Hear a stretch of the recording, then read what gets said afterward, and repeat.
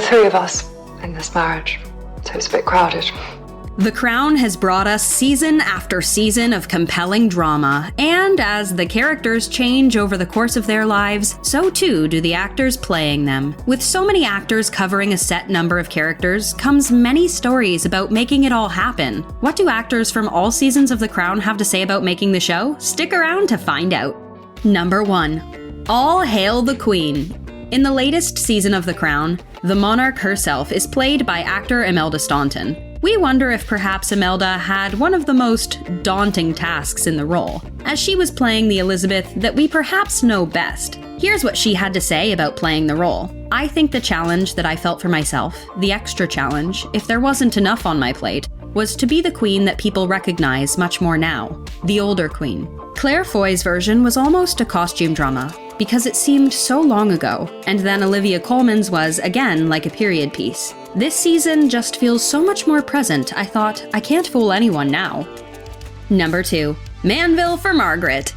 The Crown actor Lesley Manville gives us 2 seasons in the role of Princess Margaret. Here's what she had to share about what makes the show so curious for us viewers. There's all the big kind of epic stories going on, the stories that everyone knows about because they're history.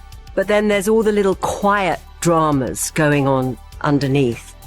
Number 3. Mr. Pryce sees him as just a man. Several of the actors who have been tasked with playing these public figures on The Crown have shared a feeling of intimidation over their roles. Jonathan Pryce was no exception when it came to playing the Duke of Edinburgh. Pryce said, "It took me a while to relax and think of what I'm doing as just my version of a man called Prince Philip, who happens to be called Prince Philip. So the more I could relax, the more freedom I gave myself, the closer I got to the character." Number 4. Debicki is Diana. Elizabeth Debicki delivers the role of Princess Diana in The Crown, and here's what she had to share about becoming Diana for the show. As a result of the marriage breaking down and how she becomes more and more removed from the rest of the royal family, that, of course, sort of encourages her to grow other pieces of her life and attempt to sort of recoup control of the ones that feel like they're spiraling. Number 5. He got a very special letter. Actor Dominic West takes the role of Prince Charles. Dominic is among the few actors on The Crown that has some ties to the real-life royal family. He actually holds the position of Ambassador of the Prince's Trust, a charity of which King Charles is president. And Dominic offered to quit his position as ambassador when he learned he got the role, in case of a conflict of interest. His resignation offer was refused via a letter from King Charles's private secretary, which said, "You do what you like. You're an actor. It's nothing to do with us." Number 6. It's not easy being a prince. The Crown actor Josh O'Connor shares how he felt somewhat intimidated by the task of playing his role. Here's what Josh had to say about his 2 seasons playing Prince Charles. You read those scripts and all you can think is, I just want to effectively tell this story and portray it in the way that Peter has written it. It was just not my job to tell the true story of Prince Charles. That's not what we're doing at all. Number 7. It was a lunch to remember. Emma Corrin brings us an uncanny resemblance to Princess Diana with her performance in the role. Emma had some unusual and immersive experiences as an actor working on The Crown. Here's what she shared. She had one scene alone with Emerald Fennell too. Shortly before her wedding, Diana has an excruciating lunch with Camilla at Ménage à Trois. I remember that day so well. I had the worst period pains of my life. I had a bucket on the floor because I thought I was going to be sick. I think it helped because I was so physically uncomfortable. It added to the scene because I didn't need to play her anguish. Number 8. Queen for a season, or 2. It's hard to think of The Crown without thinking in part of Olivia Colman as Queen Elizabeth II. When asked how she felt about moving from her experience with the show, here's what Olivia had to share. "As an actor, I am excited to play other roles, but I have enjoyed this job so much, and I will miss sitting with and laughing with everyone on set. We really were having the time of our lives, and that group of people will be a very hard act to follow." Number 9. They're more than monarchs. Actor Tobias Menzies brings us 2 seasons of Prince Philip on The Crown, and he shares his thoughts on how writer and producer Peter Morgan brings these private yet public figures to life as dramatic characters. Tobias says, "I like the way Peter takes quite a strong position on certain characters and imagining how they might think or feel, because that's the bit history doesn't recount to us."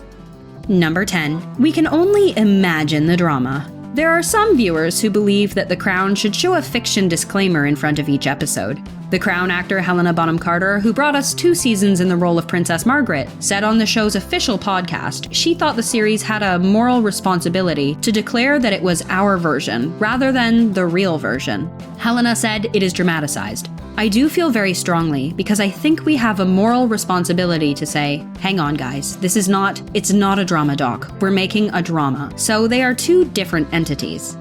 Number 11. It sadly became a little too real. Erin Doherty played young Princess Anne in The Crown, and we wondered what she had to say about watching the Queen's funeral. Was it strange? Yes, we spent 2 years imagining what those people's lives were like.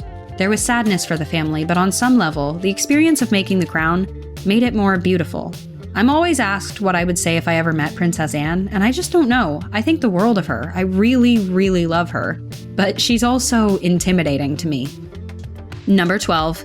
A person to admire, an experience to forget. Claire Foy brings us 2 seasons as both Princess and then Queen Elizabeth II. And while we imagine it would be a challenging yet rewarding show to work on, Claire says she would never want to revisit certain moments that she filmed in The Crown, saying, "She's been visibly a mother and held down a job. I related to that. She's an icon, someone to look up to and respect. In season 2, there are scenes I would never want to relive."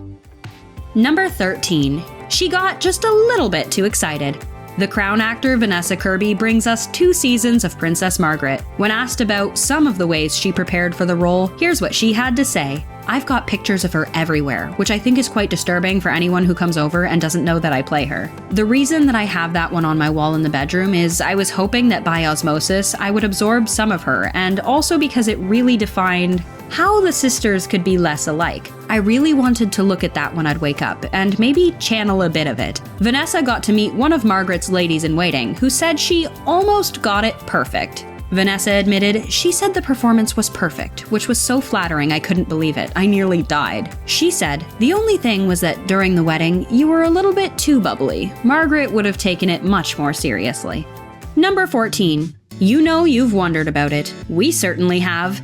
Did Queen Elizabeth ever watch the show? We have been wondering this since season 1. It seems that someone has the answer. Matt Smith, who played Prince Philip in season 1 and 2, heard that Queen Elizabeth had watched the show. He said, "The Queen had watched it. Oh, yeah, and she used to watch it on a projector on a Sunday night, apparently." As the show slowly catches up to present day, we're curious to see what other stories come from the ever-growing cast. We're sure there are other hidden gems from the cast about making the show. So, what did we miss? What do you think? Let us know in the comments below.